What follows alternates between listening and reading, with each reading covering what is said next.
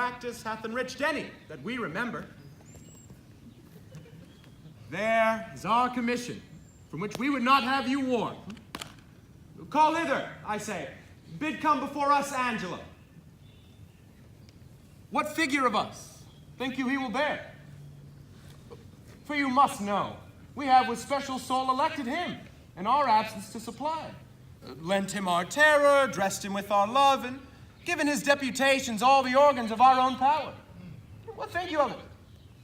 If any in Vienna be of worth to undergo such ample grace and honor, it is Lord Angelo. Look where he comes. Always obedient to your grace's will. I come to know your pleasure. Angelo. There is a kind of character in thy life that to the observer doth thy history fully unfold. Hold, therefore, Angelo. In our remove, be thou at full ourself. Mortality and mercy in Vienna live in thy tongue and heart. Old Aeschylus, though first in question, is thy secondary. Take thy commission.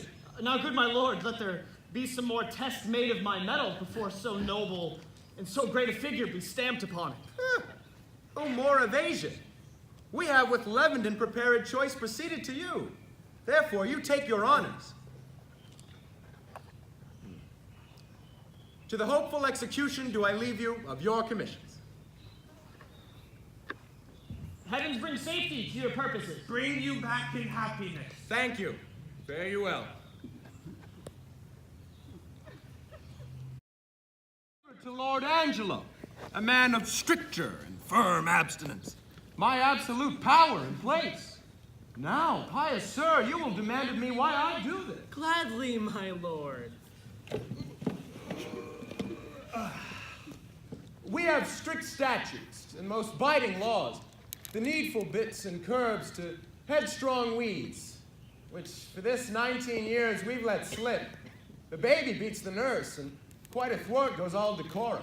It rested in your grace to unloose this tide of justice when you pleased, and it in you more dreadful would have seemed than in Lord Angelo. I do fear too dreadful. Sith 'twas my fault to give the people scope, 'twould be my tyranny to strike and gall them for what I bid them do. Therefore, indeed, I have on Angelo imposed the office, who may in the ambush of my name strike home, with my nature never in the fight to do slander. And, to behold his sway, I will as 'twere a brother of your order, visit both the prince and people.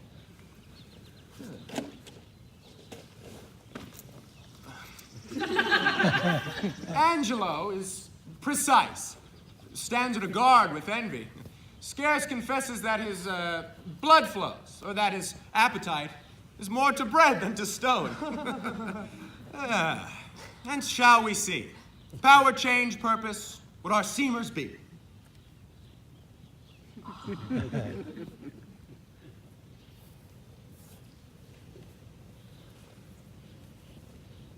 Provost, what's your will, good friar?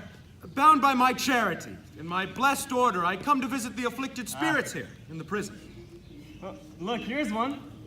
A gentlewoman of mine who, falling in the flaws of her own youth, hath blistered a report. I am prepared to die. Be absolute for death.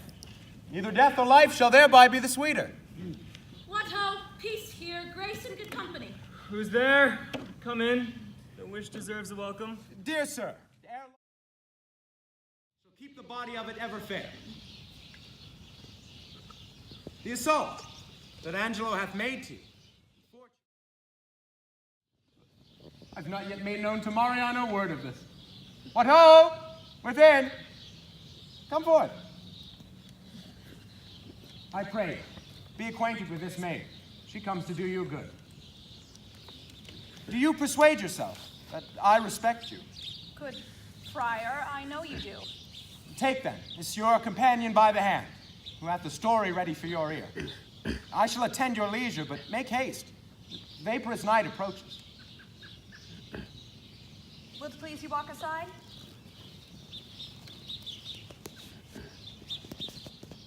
such goodness of your justice that our soul cannot but yield you forth to public vents, forerunning more requiting. You make my bonds still greater. O worthy prince, dishonor not your eye by throwing it on any other object, till you have heard me and my true complaint and given me justice. Justice, justice, justice. Reveal yourself in what? By whom? Be brief. Here is Lord Angelo. Shall give you justice. Reveal yourself to him. O worthy duke, you bid me seek redemption of the devil. Hear me yourself, for that which I must speak must either punish me, not being believed, or wring redress from you. Hear me! Oh, hear me here! My lord, her wits, I fear me, are not firm. She hath been a suitor to me for her brother, cut off by course of justice. By course of justice! And she will speak most bitterly and strange. Most strange, but yet most truly will I speak. That Angelo's forsworn, is it not strange? That Angelo's a murderer, is it not strange? That Angelo's an adulterous thief, is it not strange and most strange? Nay, it's 10 times strange. I am the sister of one Claudio! Condemned upon the act of fornication to lose his head, condemned by Angelo! I, in probation of a sisterhood, was sent to by my brother. I went to this pernicious cage of deputies.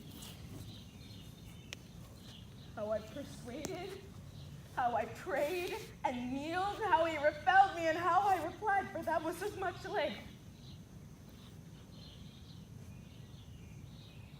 The vile conclusion I now begin with grief and shame to utter.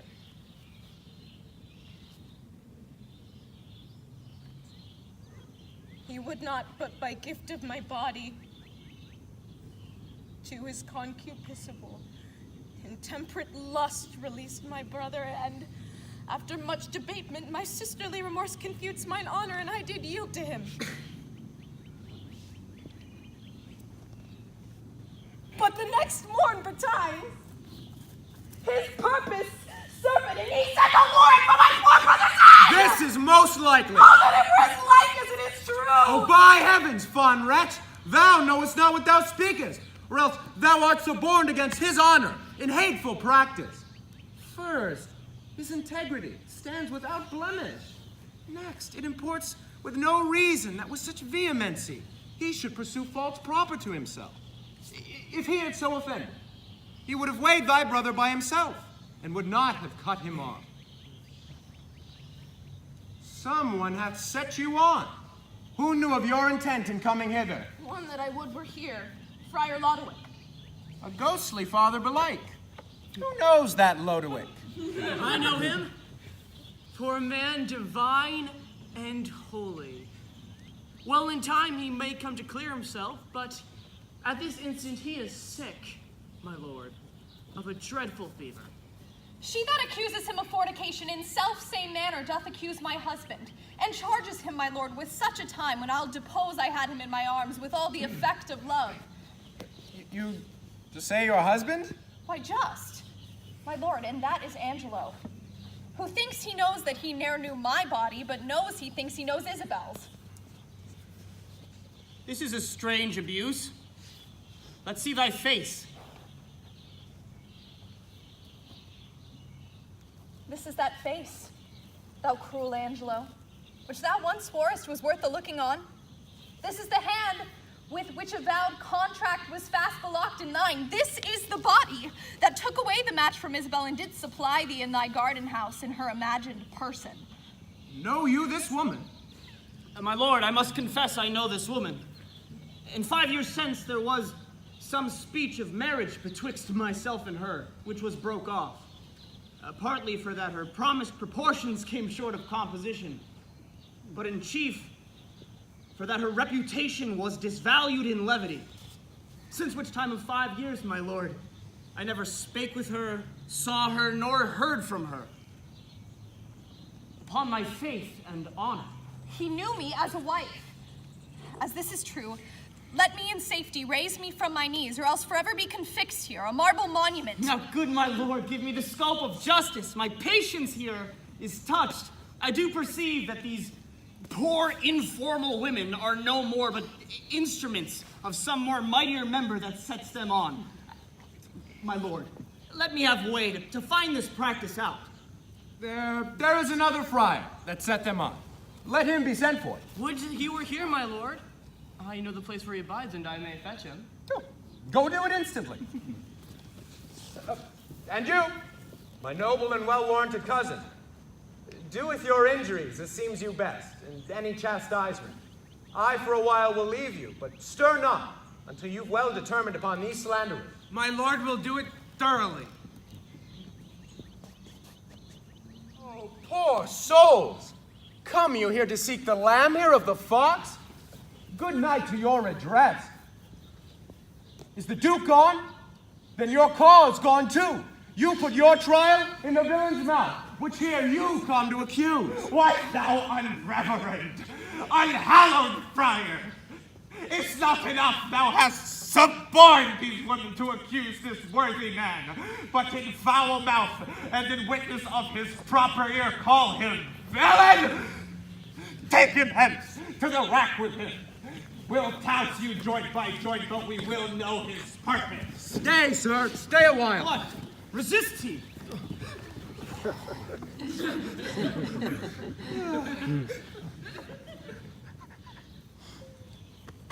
For what you have spoke, I pardon.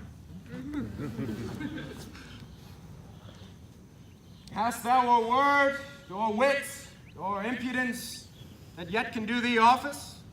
If thou hast, rely upon it till my tale be heard. Hold no longer out.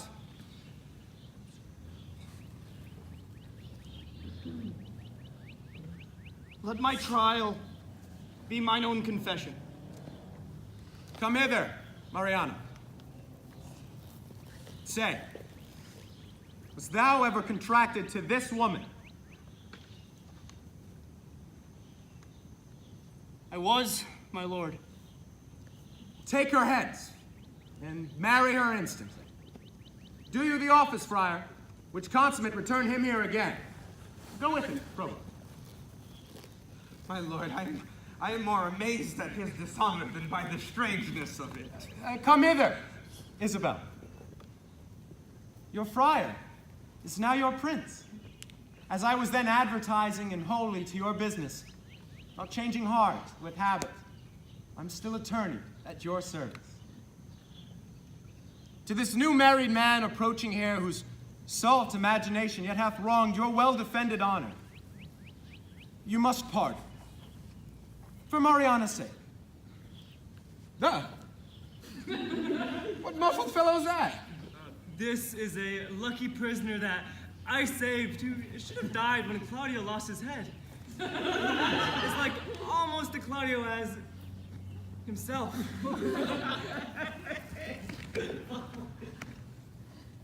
Well, Angelo, seems your evil quits you well. Look that you love your wife. Her worth yours. And thanks, good friend Aeschylus, for thy much goodness. There's more behind that's more gratulate. Thanks, Provost, for thy much care and secrecy. We shall employ thee in a worthier place.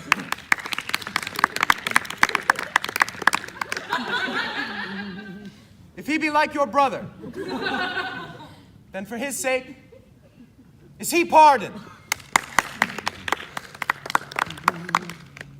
And for your lovely sake, give me your hand. Say you will be mine.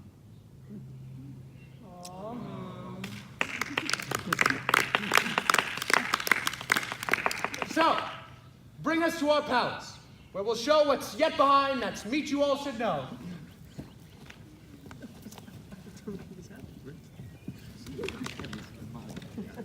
This is great.